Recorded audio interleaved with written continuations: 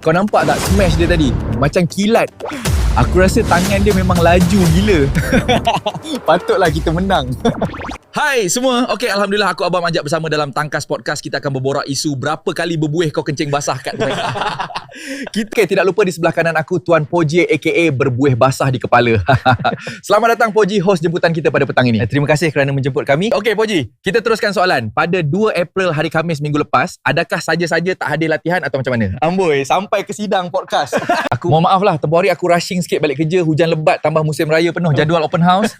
Tapi dalam sosial media riuh seperti burung berkicauan. Kenapa itu, Bel? Oh, yang riuh itu mungkin Ustaz Basit boleh tolong jawab kan? Ya. Yeah. Pasal dia ada cakap nak join club ini tapi segannya. Tapi rasanya macam kamu berdua berpakat atau macam mana? Oh, tidak, kami tak berpakat. Biasalah sosial media teks ucapan akan berangkai-rangkai ke kacang bersambung macam cerita drama petang-petang TV3. Kira minggu hadapan join turun latihan atau macam mana, Poji? Baik, untuk soalan ini lebih baik buat selection dahulu.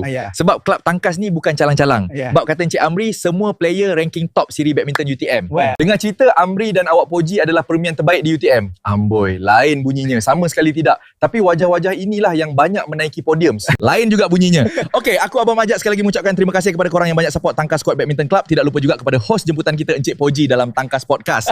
Okey, baiklah. Tangkas Podcast ingin berpesan kepada semua social player di luar sana yang berminat untuk join sesi latihan dan riadah, boleh DM kami di platform Facebook Tangkas Squad Badminton Club.